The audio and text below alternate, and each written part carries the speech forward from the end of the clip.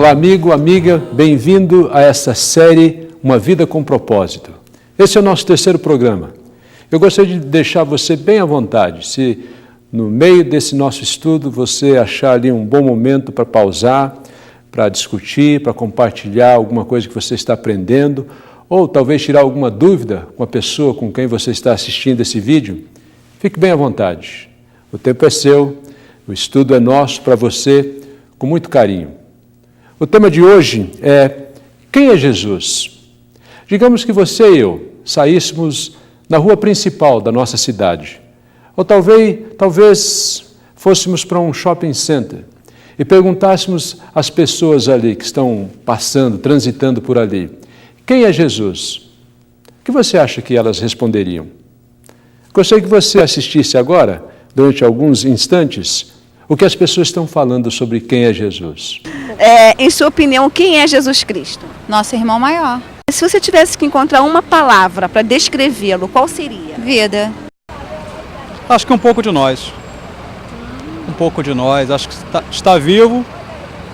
Se foi crucificado, fomos nós também. Fomos nós que colocamos ele lá. E está andando aqui. Está aqui, está ali, está em todo lugar. Legal. E se você tivesse que encontrar uma palavra para descrevê-lo, qual seria? Descrever Jesus? Isso. Paz. Jesus Cristo para mim, foi um homem muito iluminado, que veio à Terra com uma missão e que essa missão está aí até hoje sendo cumprida pelas pessoas que acreditam nele. Jesus não é apenas um bom homem. Jesus não é apenas um profeta. Jesus não é apenas aquela figura que nasceu ali na manjedoura e que depois morre numa cruz. A propósito, que nasceu no Natal, como muitas pessoas pensam. De fato, Jesus disse que ele era muito mais do que isso. Ele disse que ele era o próprio Filho de Deus. Ele disse que ele era o próprio Deus. No livro de João, capítulo 10, versículo 30, ele diz: eu e o Pai somos um.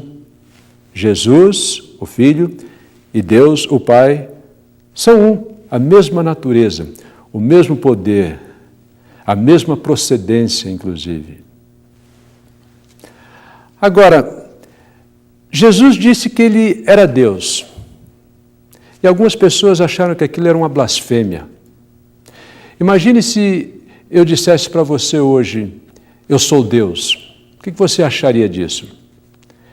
Se eu falasse que o meu nome é Antenor Gonçalves e eu sou um professor de teologia, você iria dizer: tá bom, aceito isso. Se eu dissesse eu estudei psicologia e tenho trabalhado com pessoas durante a metade da minha vida agora, você iria entender: tudo bem, faz sentido. Se eu dissesse eu sou um pai, eu sou um marido já há mais de 25 anos, você iria dizer: comum, muita gente também faz tudo isso.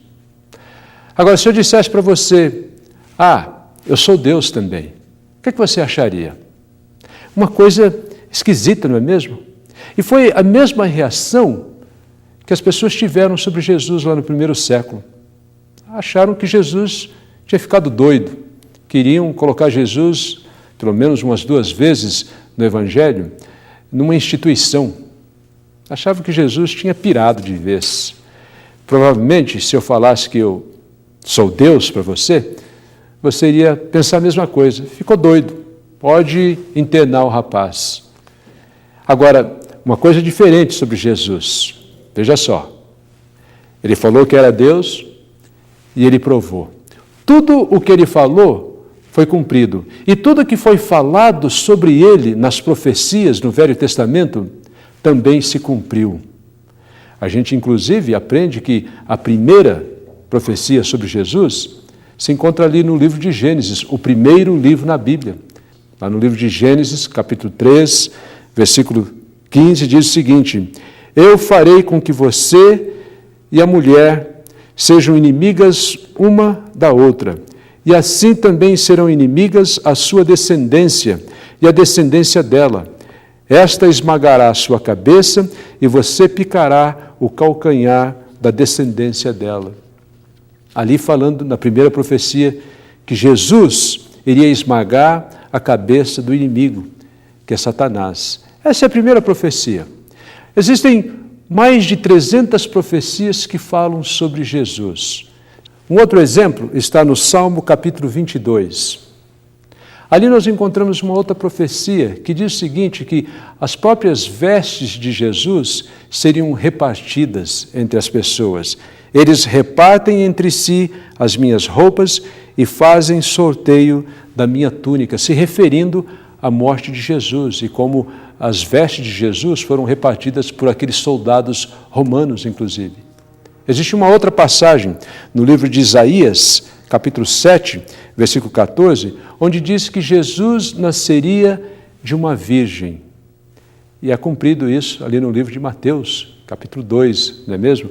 Quando Jesus nasce da Virgem Maria, a mãe de Jesus. Uma outra passagem você encontra no livro de Isaías, capítulo 9, versículos 6 e 7, onde diz que Jesus iria reinar, ele viria como Messias, é isso que diz aí o contexto desse versículo, e que Jesus iria reinar. E o reino de Jesus é um reino eterno, não foi como o reino de outros homens, imperadores, reis que passaram por este mundo. O reino de Jesus é um reino eterno. A Bíblia diz também, no livro de Isaías, capítulo 53, você pode ler todo esse contexto deste capítulo 53, e você vai ver ali que no coração desta profecia dizia que Jesus iria sofrer, que ele seria rejeitado, Jesus seria desprezado, que ele carregaria as nossas dores, as nossas enfermidades, o nosso sofrimento, inclusive. Veja só, como Jesus é bom e como ele cumpriu isso, não só durante a vida, mas inclusive na morte dele naquela cruz. A Bíblia diz em Miqueias, capítulo 5, versículo 2, que Jesus nasceria em Belém, a cidade onde Jesus nasceu. Maria e José vão para Belém e vão ali por causa do recenseamento do imperador, e ali Jesus nasce naquela cidade de Belém. Conforme eu disse, são mais de 300 profecias falando sobre Jesus. E o incrível é que ele cumpriu cada uma dessas profecias. Não foi acidentalmente ou coincidentalmente, mas porque ele veio para este mundo com um propósito. E uma coisa fantástica sobre Jesus.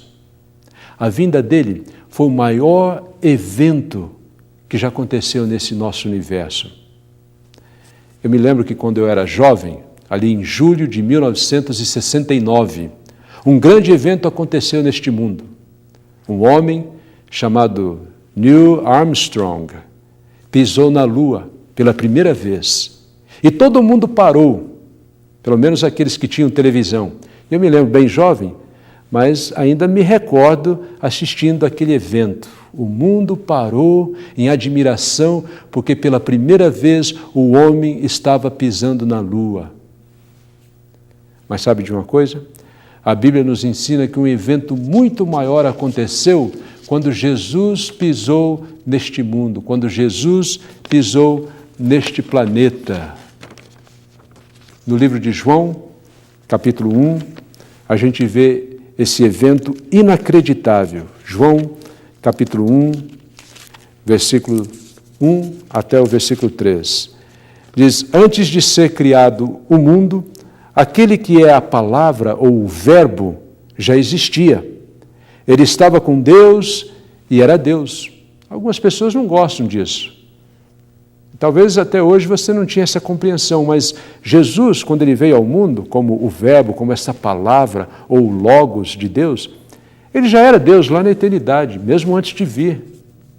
E diz mais aqui, desde o princípio, a palavra estava com Deus, e por meio da palavra, Deus fez todas as coisas, e nada do que existe foi feito sem ela. Incrível, não é mesmo? Jesus já era Deus, lá na eternidade. E ele veio, o inacreditável é que ele veio para este mundo e se tornou carne e osso. Ele veio aqui para interagir conosco.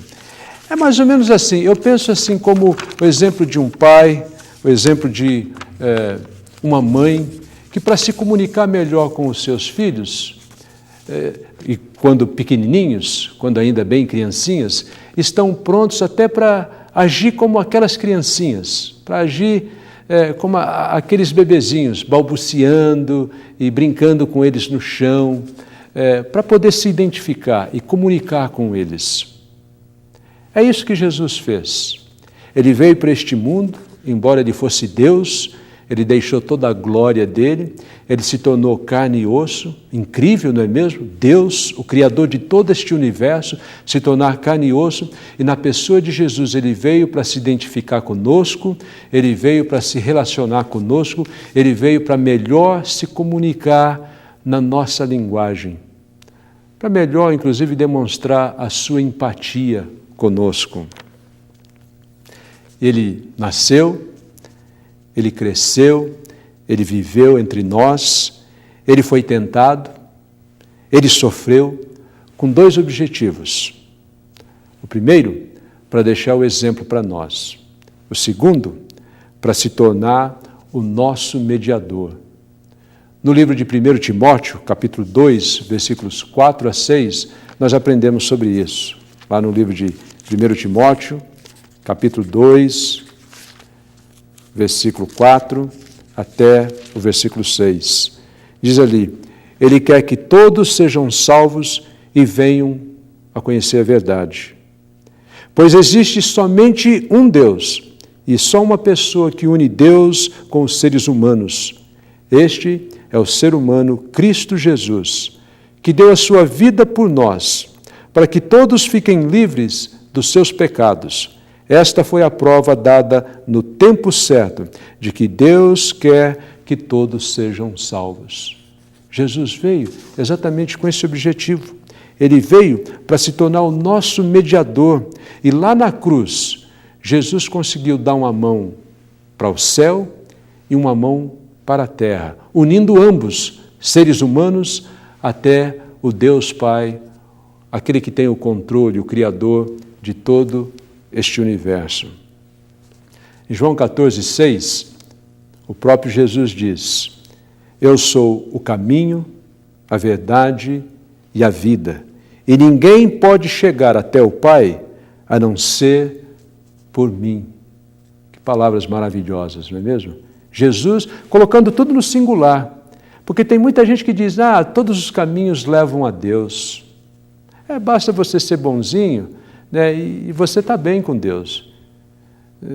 Não, qualquer opção, existem muitas luzes que emanam, inclusive, coisas divinas. Jesus, ele é bem claro aqui nessa passagem. Ele diz: Eu, no singular, sou o caminho, a verdade, não uma das verdades, a verdade e a vida. E ninguém chega até Deus, o Pai, a não ser através de mim. Em outras palavras, Jesus é essa grande ponte que nós precisamos para chegarmos até Deus. Inclusive que o Papa, por exemplo, é conhecido como o Sumo Pontífice, que em outras palavras significa a grande ponte. Mas a Bíblia diz para nós, no livro de Hebreus, capítulo 4, em outras passagens também, que Jesus é esta grande ponte, Jesus é o grande sumo sacerdote, e que é somente através dele, não é através de um homem, não é através de um santo, não é através de um pastor, não é através de uma outra boa pessoa, um ancestral seu, um ente querido, não, é somente através de Jesus. Essa é a mensagem que nós encontramos nas páginas da Bíblia. No livro de Gálatas, capítulo 4, versículo 4 e 5, a Bíblia diz que no tempo certo Deus enviou Jesus. Gostaria de ler essa passagem para você. Gálatas, capítulo 4, versículos 4 e 5. Diz ali: Mas quando chegou o tempo certo, Deus enviou seu próprio Filho, que veio como filho de mãe humana e viveu debaixo da lei, para libertar os que estavam debaixo da lei, a fim de que todos nós pudéssemos nos tornar filhos de Deus. E isso aqui, inclusive, pode até trazer uma certa controvérsia ou dúvida na sua cabeça. Que significa o seguinte: você pode estar pensando, mas, Antenor, então eu não sou filho de Deus? Sabe, o próprio Jesus é bem claro. Ele diz, olha, o fato é que quando nós nascemos, todos nós somos criaturas de Deus, mas para nos tornarmos filhos, nós temos que fazer algumas coisas. Nós temos que querer, inclusive, porque Deus não força ninguém, Ele não adota ninguém forçado. Tem que ser um desejo que nasce no nosso coração. Eu vou mostrar uma passagem para você, que está no livro de João, Evangelho de João. Você já reparou que nós voltamos sempre para o Evangelho de João, não é mesmo? Um evangelho muito bom, que fala sobre esse nosso Jesus e o propósito que Deus tem para você. João, capítulo 1, do versículo 10 ao versículo 13. Diz ali, esse Jesus, que era a palavra, o verbo, estava no mundo, e por meio dele, Deus fez o mundo, mas o mundo não o conheceu. Aquele que é a palavra veio para ser para o seu próprio país, para a sua própria gente, o seu próprio povo, mas o seu povo não o recebeu. Porém, alguns creram nele e receberam, e estes ele deu o direito de se tornarem filhos de Deus. Eles não se tornaram filhos de Deus pelos meios naturais, isto é, não nasceram como nascem os filhos de um pai humano. O próprio Deus é quem foi o pai deles. Essa palavra, que é Jesus, se tornou um ser humano e morou entre nós, cheia de amor e de verdade. E nós vimos a revelação da sua natureza divina, natureza que ele recebeu como Filho único do Pai. Por que Deus enviou Jesus? Por que Jesus se deu por nós? Duas razões. A primeira, porque Deus queria demonstrar o seu amor por nós. João 3,16 nos diz isso. Talvez o versículo mais conhecido na Bíblia e que resume bem o Evangelho, o coração do Evangelho. Diz ali que Deus amou o mundo, Deus amou a você e a mim, e Ele estava pronto para dar o seu Filho único. E agora, quando você crê em Jesus, você tem a vida eterna. Então, se você tem alguma dúvida sobre quanto Deus te ama, a resposta está: olhe para a cruz, veja a cruz. Deus estava pronto para dar o que de melhor Ele tinha, o seu próprio Filho. A segunda razão, Jesus se deu por nós. Deus enviou o seu Filho até o mundo por causa dos nossos pecados. No livro de Romanos, capítulo 5, versículo 8, diz isso. E eu gostaria de ler essa passagem para você. Romanos, capítulo 5, versículo 8. Mas Deus nos mostrou o quanto Ele nos ama. Cristo morreu por nós quando nós ainda vivíamos no pecado. Veja só, Jesus Cristo se deu por nós. Deus enviou esse Jesus aqui para este mundo para demonstrar o amor dele por nós e por causa dos nossos pecados. Antes mesmo de você ter nascido, Ele já sabia que você iria pecar e que você iria precisar da graça, do amor, da salvação que Ele trouxe para nós nesse presente em Jesus Cristo. E sabe de uma coisa? Mais uma vez, deixa eu dizer, não existe autossuficiência, você não pode se salvar sozinho. Inclusive que, se você já reparou, e eu gosto muito de natação, durante vários anos eu tenho nadado, se você já viu alguém se afogando, você já reparou que a pessoa está ali se batendo, se debatendo. E não adianta você chegar ali naquela hora para tentar salvá-la. Inclusive que aquela pessoa corre um grande risco de morrer, se ela está se afogando, e se você for tentar fazer alguma coisa, você acaba morrendo com ela, inclusive. O que fazer então? Deixar a pessoa entender e perceber e talvez até exaurir todas as suas forças e compreender, puxa, eu não vou poder me salvar sozinho, porque eu não sei nadar. É uma ilustração para nós.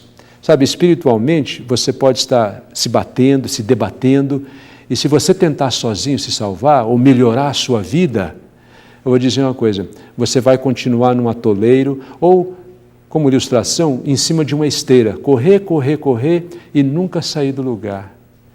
A solução é Jesus, e Ele veio nos trazendo boas novas. Ele veio como nosso Salvador e o Senhor, como diz aí em Lucas, capítulo 2, versículo 11, o anjo anunciou a chegada do Salvador e Senhor. Agora, diante desses fatos, o que é que eu devo fazer? Talvez seja a pergunta que você esteja aí maquinando na sua mente. O que é que eu devo fazer? Bem, a Bíblia diz com muita clareza, você deve receber esse Jesus como seu Salvador e como Senhor da sua vida. João capítulo 1, versículo 10 a 13, mais uma vez, para nós concluirmos. João capítulo 1, versículos 10 a 13. Essa palavra que é Jesus veio para este mundo, mas diz aí versículo 11, aquele que a palavra veio para o seu próprio país, seu próprio povo, sua própria gente, mas o seu povo não o recebeu. Porém, alguns creram. Veja o que você precisa fazer, você precisa crer. E quando você crê nesse Jesus, você vai recebê-lo como Senhor e Salvador da sua vida. E aí então diz, estes então não se tornaram filhos de Deus, versículo 13, pelos seus meios naturais, isto é, não nasceram como nascem os filhos de um pai humano. O próprio Deus é quem foi o pai deles. Eles nasceram espiritualmente. Deus os gerou, espiritualmente. E é isso que você precisa fazer.